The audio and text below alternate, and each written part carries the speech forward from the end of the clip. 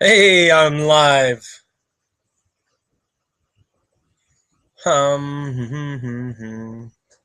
Still learning things though.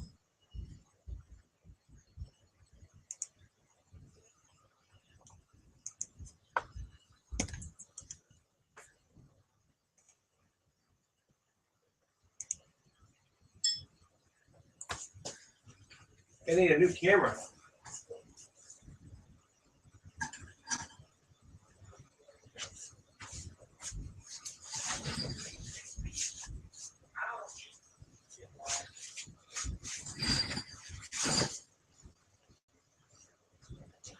I need to turn the middle ones off.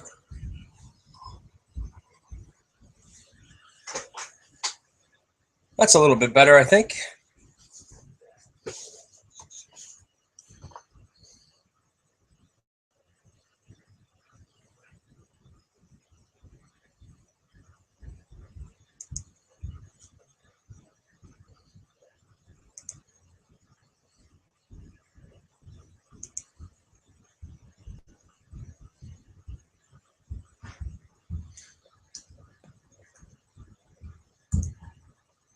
Come on. Oh, that's not cooperating. Hey, there we go.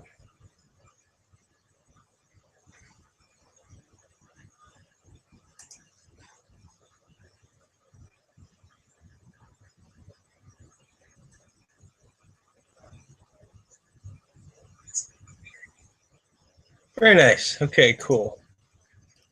I am live.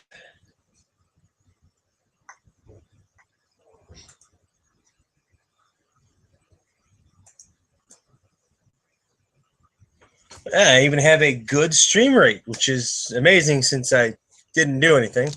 Anyway, welcome to Gamer Goggles News. And I clearly need to do some things like get a better camera. Chalk this up to learning, right? Feel free to join me, jump in on my conversation. Let me send an email real quick, remind somebody that they were going to join me.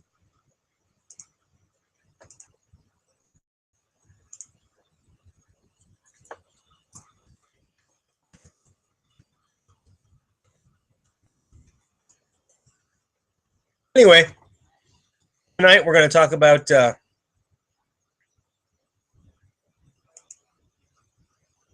some news things. I've got some stories lined up. Through Gamer Goggles News, we basically go through and we chat about some things are really cool, some things are bad.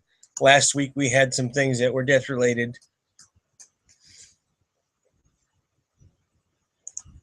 And this week we're going to start with a story. Well, it's not really a story from The Escapist, but I'm going to go ahead and use their story. It's over at Escapist Magazine. And if you go over there and search for Yashima, Yashima is a game that is being made by Games. It's on Kickstarter now. It has gone crazy with its funding. Let's see. Do I have? Can I text? Oh, I have a control room. Oh, wow! I can share Google Drive with you guys. That's even better. Unless, of course, there's a Google Docs error.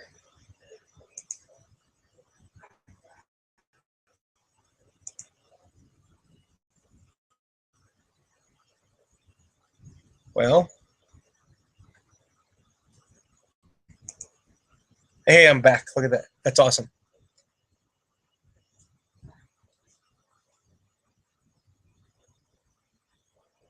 But Yashima is a great game that scales up well. It is a miniatures game that is designed basically to play one-on-one with one miniature. And the whole concept of the game is to, destroy your opponent, basically.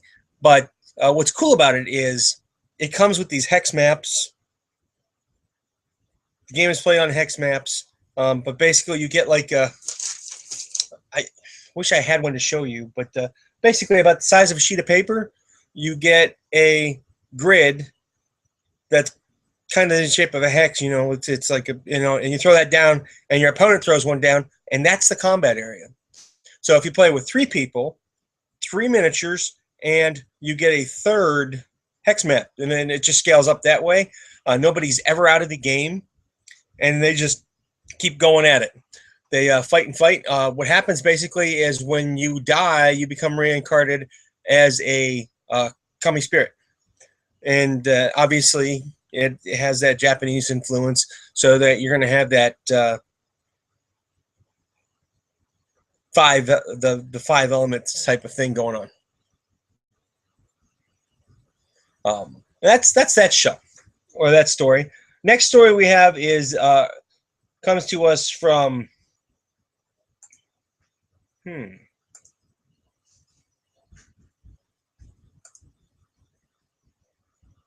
Inside Mac PC Games, and this story is really about early access to Tabletop Simulator at MGS, and it's interesting to me because I mean I don't do a lot of tabletop gaming, but they're granting a lot of early access, and that's something that is makes a lot of people anxious. Is basically I want a beta test, I want a play test type of thing, which is something we're looking at getting in opportunities of for True Gamer Goggles here. So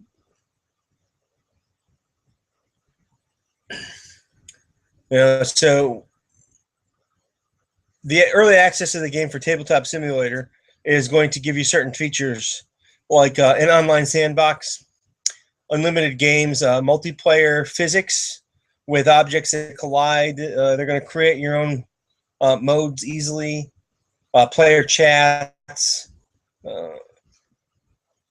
the perfect game night, which is a fun due to seamless loading and saving of the game. And initially, the requirements are going to be Mac OS system X10.6 or later. I'm not a Mac guy, so I don't know how good or how recent that is. 2 gigs of RAM, 1 gig of hard drive space. It's also going to require Steam and a Steam account to play. 2 gigabytes of RAM is the minimum for the base of the game. So for many people, that's going to be an interesting concept. It looks to me like it's a cross of chess and a whole bunch of different classic board games. Actually, it even says in the first paragraph, 15 classic board games such as chess, checkers, supports up to 8 players, while an RPG kit is available. Pretty interesting stuff. Now, this story is one of the cooler stories that I've seen in a long time. At a Magic tournament, a girl proposed, I didn't notice that before, proposed to her boy during a Magic tournament in a rather unique way. Pretty much no Magic player is going to say no to this. She made a card that was, well, a white Magic card, and it has five white to cast it, which isn't unbelievable in the game, but it's a sorcery, and it allows Lindsay, her name is Lindsay, to propose to Eric. If the proposal is accepted, both players win. Mix the cards in play, both libraries and both graveyards, as a shared deck. So, made a custom card. And actually, hold on a second, I'm going to check the art. The art's by Naoko Takuchi. I probably butchered that because I don't know enough about the Asian languages, but I thought that was a very cool story. Congratulations, Lindsay, and your boyfriend. I hope you guys have many years of a good marriage. That was a cooler story. Short, sweet. Dungeons and Dragons. Well, what do you know? Dungeons and Dragons is back in the highlight, and what can I say? Hasbro court finished, and now the trial for the next Dungeons and Dragons movie is between Warner Brothers and Universal Studios. I'm not entirely sure of what they're really fighting about because I thought it was already settled, but it sounds like they're just simply fighting about whoever has the rights to make a sequel now. Apparently, the story goes that Warner Brothers bought Hasbro, if I'm remembering correctly. Oh, stop moving.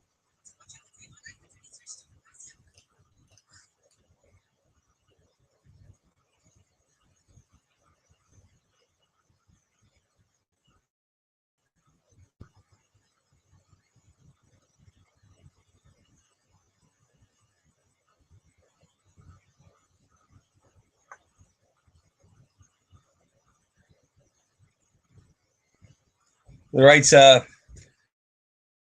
apparently they're complicated, which is why they're in court. Hey, that makes sense. They obviously need arbitration. Man, where is it? My one computer is really super slow right now, and it's not cooperating. Wow, it's not cooperating at all.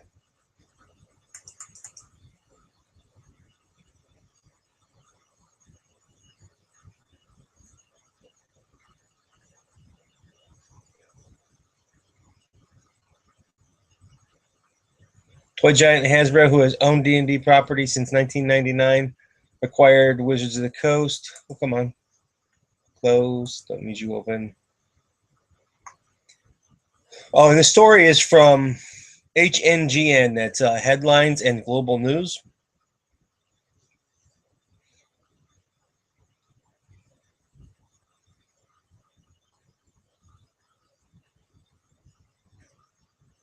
Warner Brothers has purchased Sweet Pea, and that is where part of the problem is coming in play. And Warner Brothers wants to obviously make the next Dungeons and Dragons movie or be able to control the rights. No, there's not really the intent behind why they opened the lawsuit isn't actually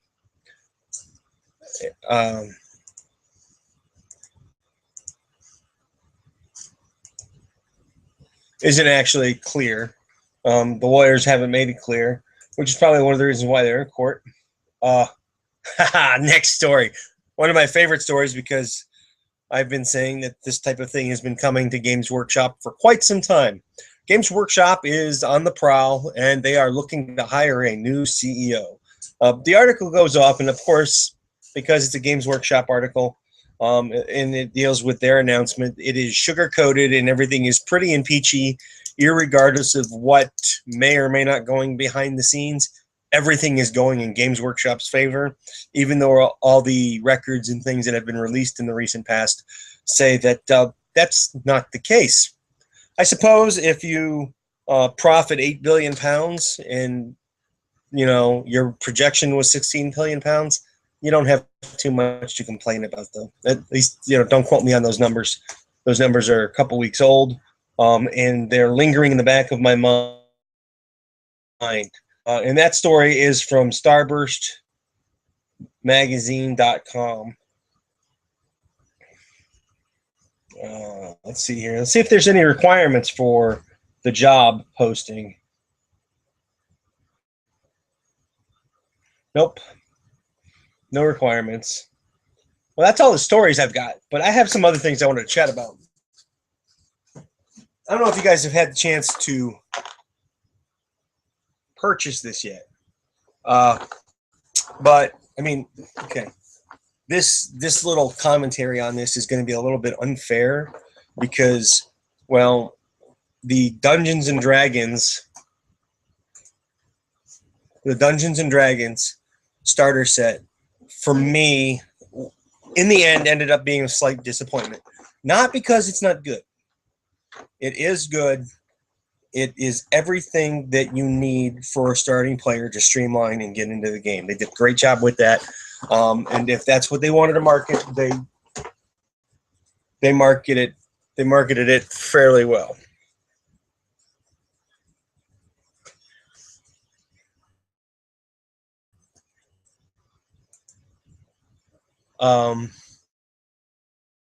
Pointed with it is they came out with all this free stuff that was included online, that some of it I felt should have been in the starter box.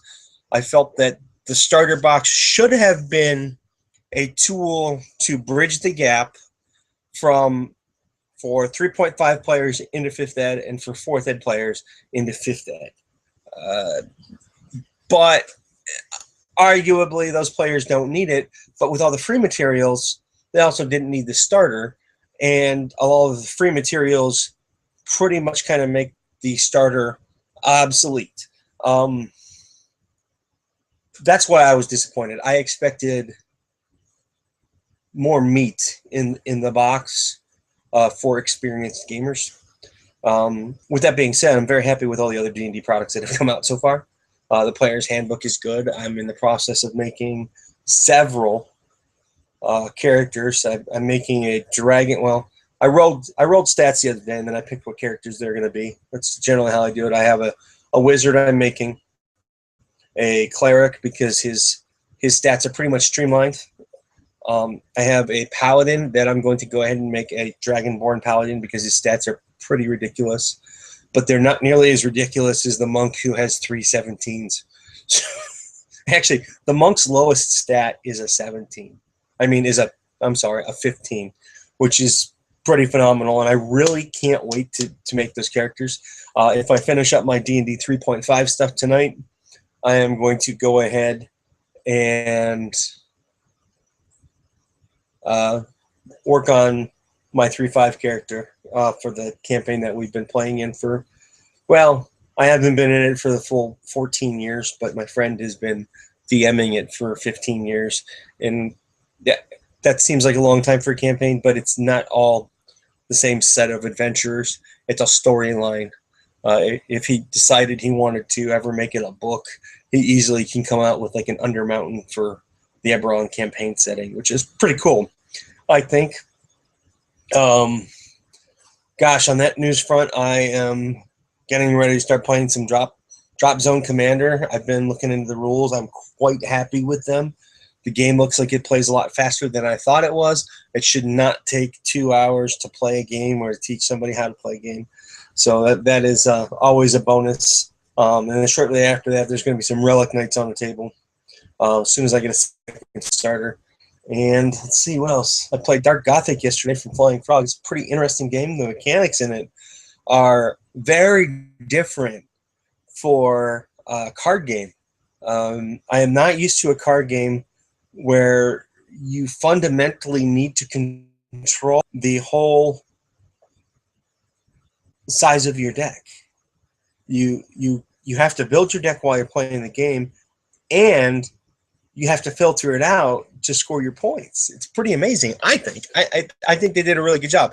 And once you get used to that mechanic and making it all work, it's pretty good. You know, I've got some other stuff that's coming up here in the future. I've got a whole bunch of books from Osprey Publishing, some of which are massive. These books, I mean, these are historical, but you know, they're good reads. They're things that I enjoy doing. And I've got actually the very next Osprey book that I've got coming out, or not, I don't have coming out. Makes it sound like I made the book. But the next one that I'm reviewing is Her Majesty's Service. So I have other things on the table. Well, you can see my table, sort of. My table's a little bit of a mess. You actually, this camera doesn't get enough stuff. Let me cover it up for a second and see if they clean it up. It didn't work. What do I know? There's a little bit of lag, but according to YouTube, we're doing really well. I'll learn.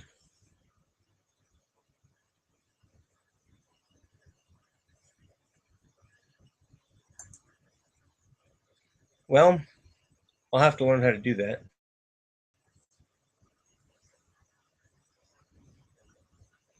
It says my frame rate is incorrect. Well, let's see if I can go to the control room here and fix that real quick while I'm chatting with you guys. And that is not going to help me any.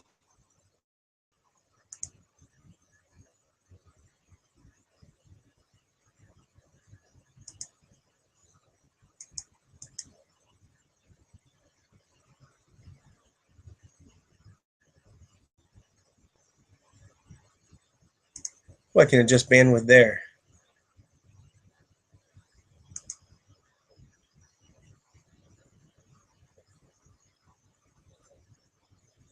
Whoa.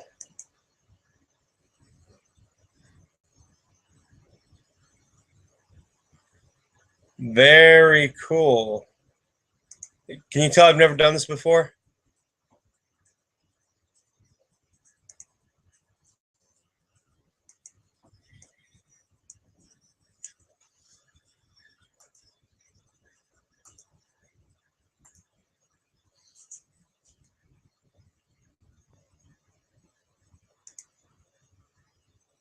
Oh, look at that. There's my webcam settings and stuff. Interesting. Cancel. I'm playing around now. Sorry about that. Hey, I have a viewer. Um,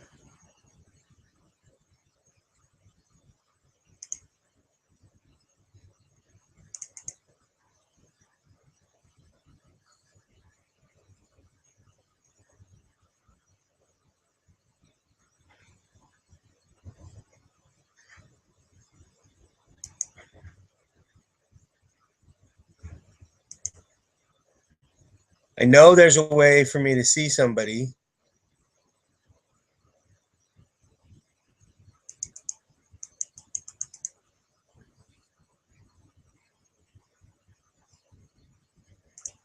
Bingo.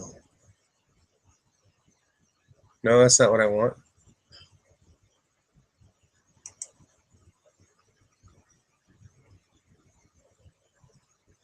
I can draw in the Hangout? Wow, this is really cool.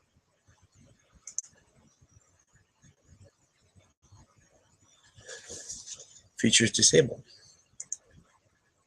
That's capture.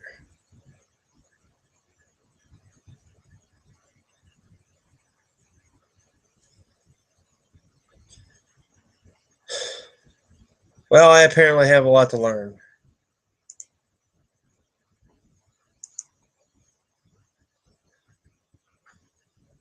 Whoa.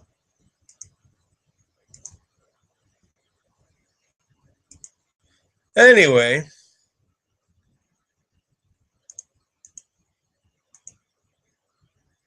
I didn't want to take a photo, but I'll use it.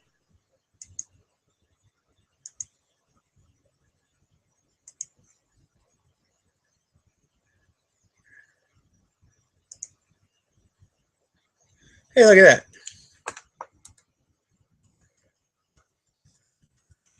I just opened up chat. I'm learning everything.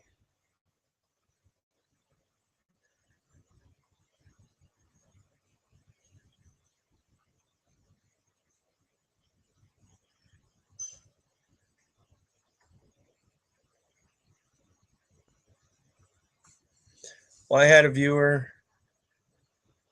but they're apparently gone. I think that was Javier Palenzuela, but I don't remember how I did it last week.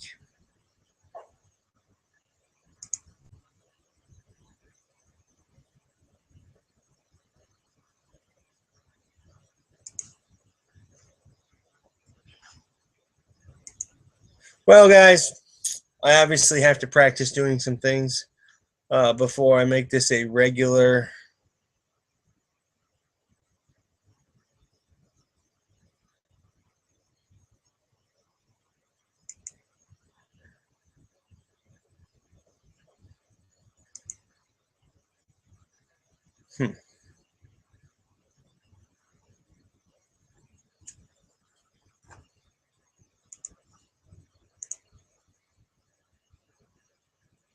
Some snafus going on, apparently. Anyway, I was chatting about games. Oh, I forgot to mention um,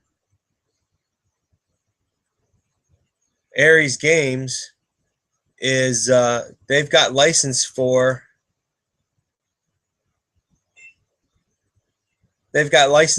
Conan the Barbarian. You can read about it. Where did I find it? Where's my feedly? Well, I'm sure Board Game Geek has something posted up on it, and you can read about it on their website, of course. I'm pretty excited about that, actually. And Warpo. Well, Warpo just released. Where is?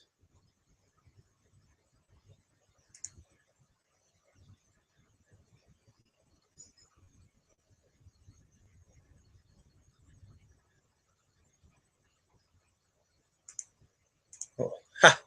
I lost me.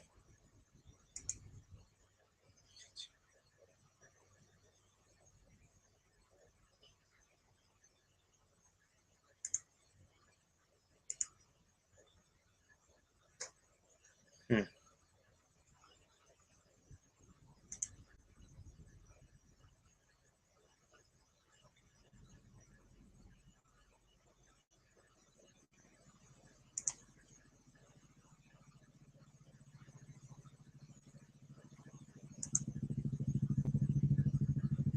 Let's see if that works. Well, that's not what I wanted to do.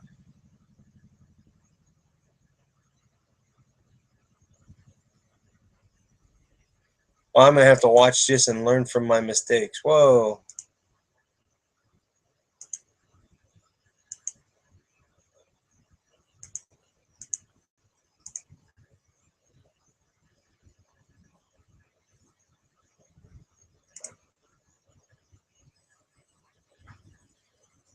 Interesting. Come on.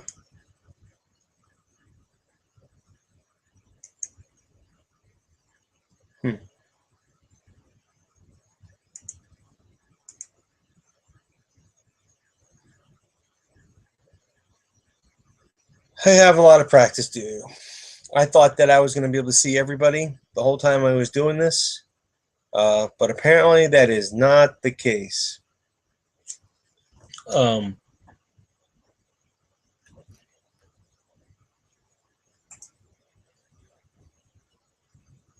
According to YouTube, I have quite a few people watching, but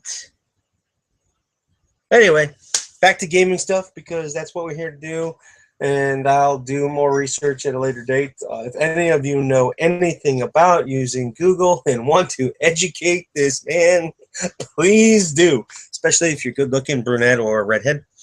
It's always a good thing, right? And let's see.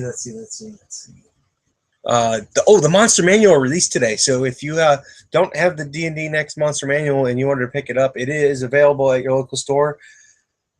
For most of you, well, I guess at many game stores on a Tuesday night, you can still get it if they're within driving distance.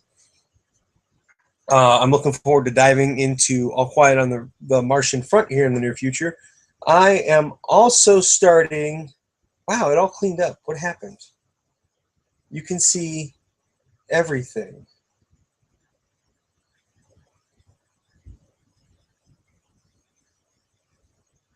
Very weird.